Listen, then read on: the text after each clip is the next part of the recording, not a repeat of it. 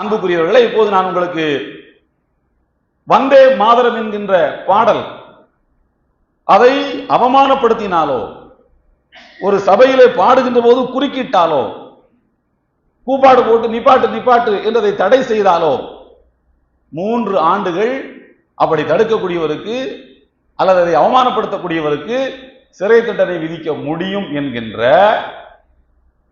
1971 இயற்றப்பட்ட the prevention of insulting national honour act என்கிற தேசிய கண்ணியத்தை குலைப்பதை தடுக்கும் சட்டத்தில் வந்தே மாதரம் பாடலையும் சேர்த்திருக்கின்றார்கள். இதில் ரொம்ப முக்கியமான ஒரு விஷயத்தை நாம் புரிந்து கொள்ள வேண்டும்.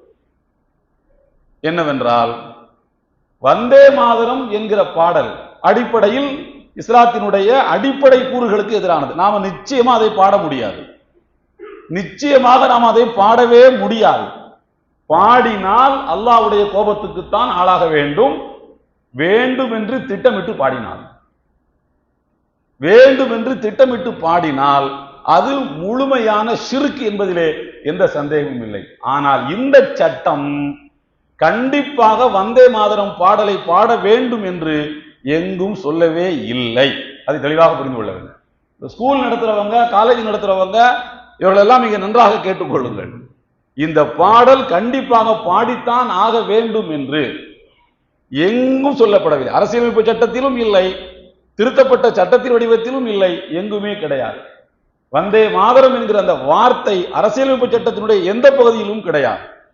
மாறாக இது என்ன சொல்கிறது என்றால், பாடப்படுகின்ற போது அதற்கு நீங்கள் இடையூறு செய்யக்கூடாது. அங்க ஒரு பக்கம் பாடிக்கிட்டு இருக்கும், நீங்க இன்னொரு பாட்டை போடுறது, ரேடியோல ஒரு பாட்டை போட்டு அதை பங்கு பண்ணி அதை அமுக்கிட்டு நீங்க இன்னொரு கோஷத்தை போட்டு, இப்படி எல்லாம் அதை இன்சல்ட் செய்வதுதான் தவறு என்று சொல்லப்பட்டிருக்கிறது. ஆகையினால் வந்தே மாதரம் பாடுவது என்பது கட்டாயம் அல்ல, முதலாவது. இரண்டாவது, ஒரு சபையில் நீங்களாக பாட போறதில்லை. ஒரு சபைக்கு நீங்கள் போகிறீர்கள், அங்கே வந்தே மாதரம் பாடல் பாடப்படுகிறது, நீங்கள் கூட சென்று பாடணுமா என்று கேட்டால் அதுவும் கட்டாயம் இல்லை. நீங்கள் கூட சேர்ந்து பாடுவதும் கட்டாயம் இல்லை. பேசாம அப்படியே வாயை பொத்திக்கிட்டு இருந்தால் அது தவறு கிடையாது என்பது ஒன்று. அப்படி பாடப்படுகின்ற போது எல்லாரும் எந்திரிச்சு நிற்பாங்களே, எழுந்திருத்து நிற்பார்களே, அப்படி எழுந்திருத்து நீங்களும் நிற்க வேண்டுமா என்று கேட்டால், எழுந்திருத்து நிற்காவிட்டால் உட்கார்ந்திருந்தாலும் அது இன்சல்டிங்ல வராது என்பது மதுரை உயர் நீதிமன்றத்தினுடைய நீதிபதி ஜி.ஆர். சுவாமிநாதன் அண்மையிலே சமீப காலமாக சர்ச்சைகள் யாரை சுற்றி வருகிறதோ அந்த நீதிபதி சொல்லக்கூடிய தீர்ப்பின் அடிப்படையில் பார்த்தால், தேசிய கீதம் அவர் சொன்னது ஜனகண மனகதிக்கு, அதே அந்த சட்டத்தின் கீழ் தான் வந்தே மாதரத்தையும் இப்போது சேர்த்திருக்கின்றார்கள். ஜனகண மனகதி பாடல் பாடக்கூடிய நேரத்தில் நம்முடைய காஞ்சிபுரத்தை சார்ந்த பிரபலமான சங்கராச்சாரியார் சுவாமிகள் அந்த சபையிலே உட்கார்ந்து இருக்கிறார், எந்திக்கல. இது சம்பந்தமான வழக்கு வருகின்ற போது எழுந்திருத்து நிற்பது கட்டாயம் அல்ல, அது இன்சல்டிங் கீழே வராது என்று தீர்ப்பு கொடுத்திருக்கின்றார். எனவே வந்தே மாதரம் பாடப்படுகின்ற போது கூட சேர்ந்து பாடுவதும் கட்டாயம் அல்ல, எழுந்திருத்து நிற்பதும் ஜி.ஆர். சுவாமிநாதனுடைய தீர்ப்பின் அடிப்படையில் பார்த்தால் அதுவும் கட்டாயம் அல்ல. ஆனால் மனித நாகரீகம், சபை நாகரீகம் அப்படின்னு ஒண்ணு இருக்கு. எல்லாரும் எந்திரிச்சு நிற்கும் போது நான் மட்டும் தனியா ஒரு சேரை போட்டு நான் உட்கார்ந்துகிட்டு இருந்தோம்னா அது அந்த பாடலை அவமதிக்கிறீர்களோ இல்லையோ, அந்த எழுந்திருக்கக்கூடிய மனிதர்களை அவமதிக்கிறீர்கள். அவனுடைய உணர்வுகளுக்கு அவமரியாதையாக இருக்கும். எனவே ஒரு மனித பண்பு என்கிற அடிப்படையில் நாம் எழுந்து நிற்கலாம் அல்லது எழுந்து நிற்க வேண்டும் என்று கூட வைத்துக் கொள்ளலாம். ஆனால் கூட சேர்ந்து பாட வேண்டும் அது கட்டாயமா என்று கேட்டால் நிச்சயமாக அது கட்டாயம் கிடையவே கிடையாது. கூட சேர்ந்து பாடுவது கட்டாயம் அல்ல. அப்படி பாடக்கூடிய நேரத்துல நீங்க ஒரு ஆள்கிட்ட சத்தமா பேசிக்கிட்டு அதை இன்சல்ட் பண்ற மாதிரி நடந்து கொண்டால் அது வேண்டும் என்று இன்டென்ஷனலி வேண்டும் என்று திட்டமிட்டபடி செய்தால் அது குற்றம்.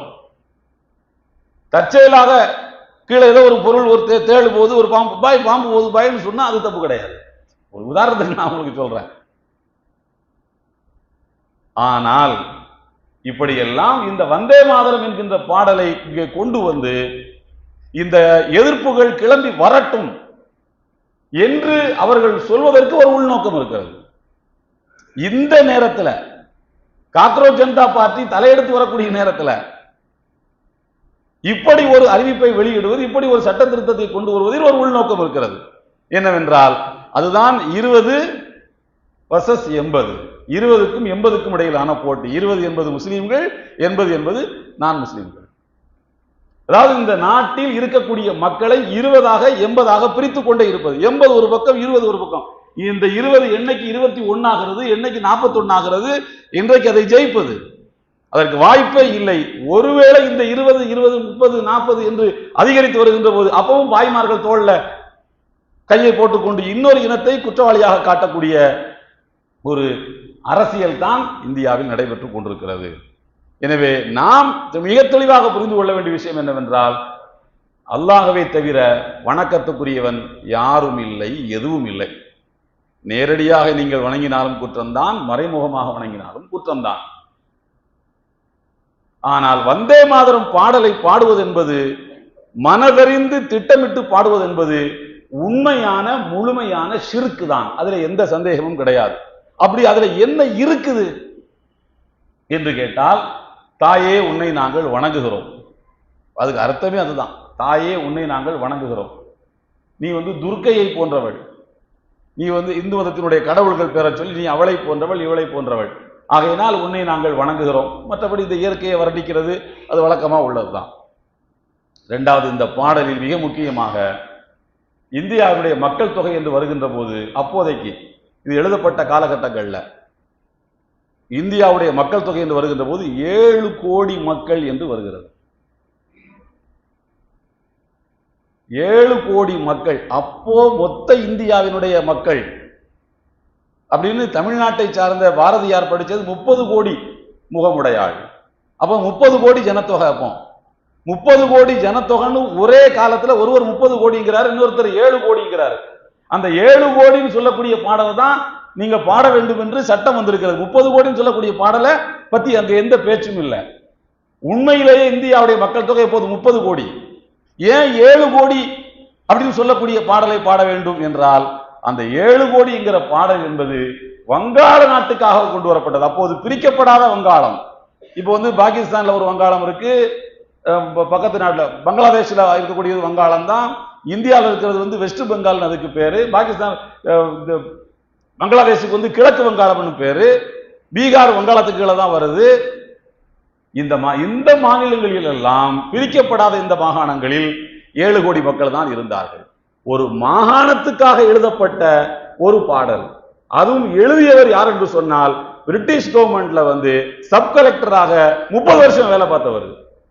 பிரிட்டிஷ் கவர்மெண்ட்டுக்கு ஊழியம் செய்த ஒருவர் எழுதியிருக்கக்கூடிய பாடலை அந்த கவர்மெண்ட்டை விரட்டினதுக்கு அப்புறமாக அதுக்காக உயிரை கொடுத்த ஒரு சமுதாயத்தை நீ பாடு, நீ கட்டாயம் பாடு, இல்லைன்னா உன்னை நான் இன்சல்ட் பண்ண கேஸ்ல புக் பண்ணி உள்ள தள்ளுவேன் என்று சொல்வது இவ்வளவு ஒரு மோசமான வீழ்ச்சி என்று நாம் எண்ணி பார்க்க வேண்டும். ஒரு 100 வருஷத்துக்குள்ள இவ்வளவு பெரிய வீழ்ச்சிக்கு இந்த சமுதாயம் ஆளாக்கப்பட்டிருக்கிறது. எனவே சட்டத்தின் அடிப்படையில் பார்த்தோம் என்று சொன்னால், வந்தே மாதரம் என்கிற பாடலை பாட வேண்டும் என்பது கட்டாயம் அல்ல. முதல் பாயிண்ட்.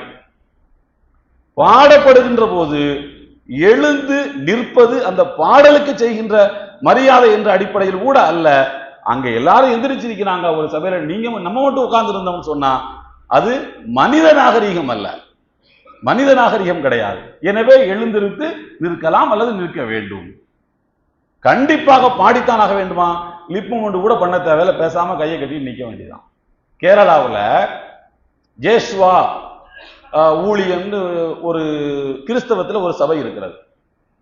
அந்த சபையை சார்ந்த கேத்தலிக் பிரிவுகள் இருக்கு இல்லையா, இந்த மாதிரி ஒரு பிரிவு. அந்த பிரிவை சார்ந்த 3 மாணவிகள் கேரளாவில் ஒரு பள்ளிக்கூடத்தில் இந்த வந்தே மாதரத்தை படிக்கும் போது இவங்க கூட சேர்ந்து படிக்கல. ஆனா எந்திரிச்சு நிக்கிறாங்க. பிள்ளைங்க எந்திரிச்சு நின்றுதான் ஆகணும், இல்லைன்னா மிஸ் பார்த்து கண்டிப்பாங்க. பிள்ளைங்க 3 பேரும் எந்திரிச்சு நிக்கிறாங்க கூட்டத்தோட. ஆனால் அவங்க கூட சேர்ந்து வந்தே மாதரம் பாடல.